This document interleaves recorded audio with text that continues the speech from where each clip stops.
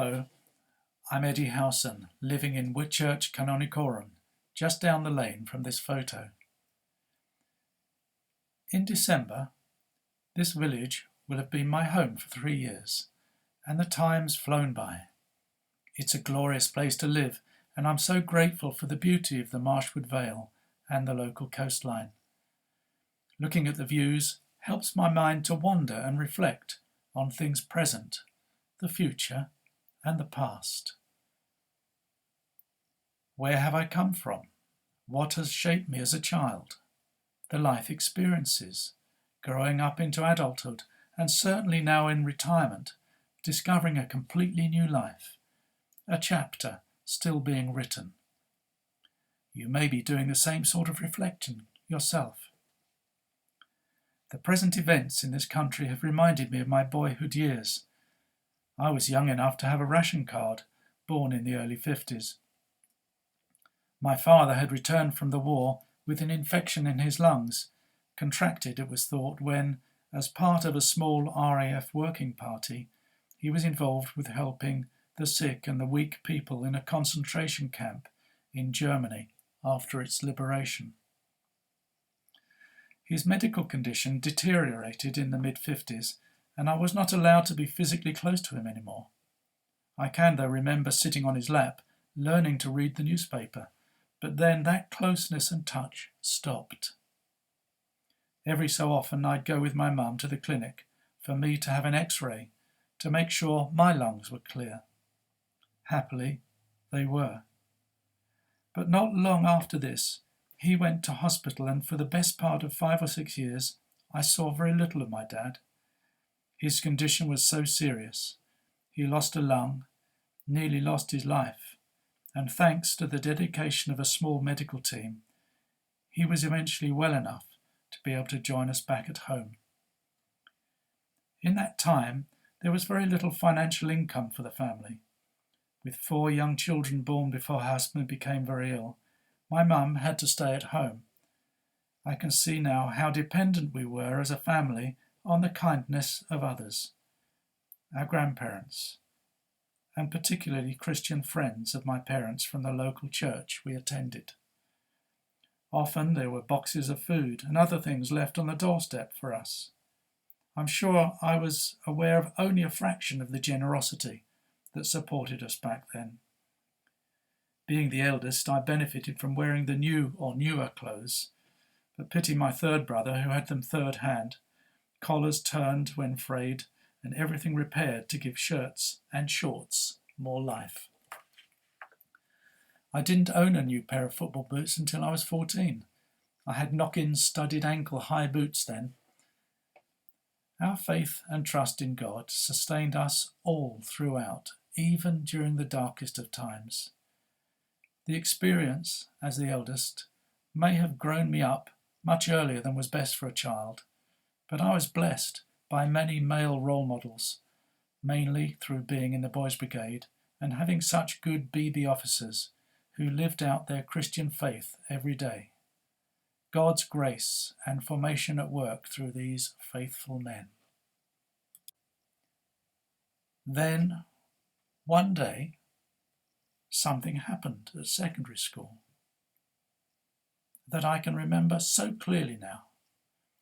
It was in the gymnasium during a PE class with a very strict and hard PE master, Mr. Adams. The prelude to this was that on Thursday evenings I'd been going regularly to the Boys' Brigade PE nights, playing crab football, British bulldog, and gymnastics, and so on. In fact, what I'd learnt in BB was well in advance of the school curriculum for PE. The vault in particular I'd learnt was called the Flying Angel. I would sprint onto the springboard, leap over the box at head height, over 6 feet above the ground with arms outstretched, and the instructor would catch me on my chest. Then, in one fluid movement, let my feet land on the mat, leaving me standing at attention. Well, I described this vault to the school PE master in the lesson, asking him if we could teach the vault to the class. He said yes. let's do that. But this was the shocker to me. He told me he would do the vault, and I would be both the teacher and the catcher. Now, he was a tall sportsman-type adult, and I was a 14-year-old sport-mad youngster. He was trusting me to catch him. And we did just that, in front of a class of 30 other boys. It went very well, fortunately. Then he became the catcher and I the flyer, and the class followed on from there. I had never felt the weight of an adult before, let alone be entrusted with their safety. It was the moment when I was changed from boyhood towards manhood. My father could not deliver that level of physicality, but somehow this PE master, on an impulse, turned my life around. God has his hand on our lives in ways we often can't imagine, through the darkest, loneliest of times, and in the joys and in the highlights. Just 12 years ago, returning from a late August holiday near Midweek in southern France, Anne and I stopped over in a place called Salbris, just north of Vierzon in mid-France. It was 2008, the year of the financial crash, and a very stressful time for industry.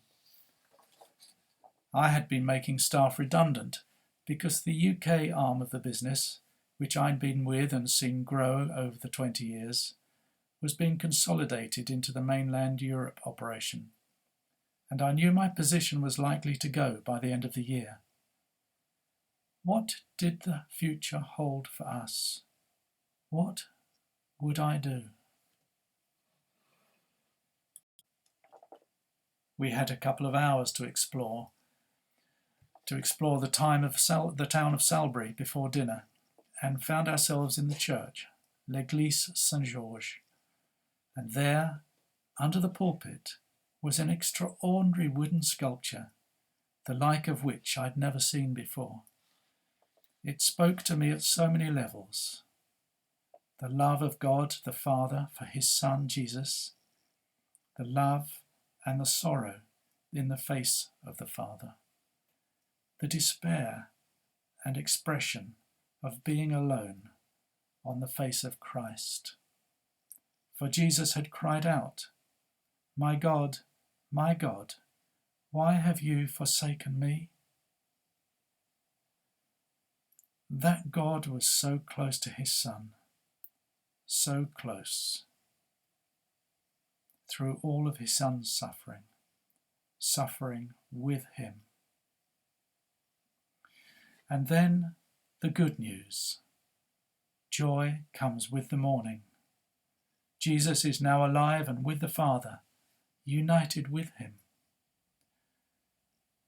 Jesus says to us, "Do not let your heart be troubled. Believe in God. Believe also in me."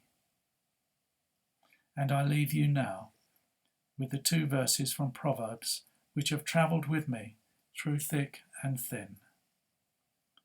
Trust in the Lord with all your heart, and do not rely on your own insight. In all your ways acknowledge him, and he will make straight your paths. Amen.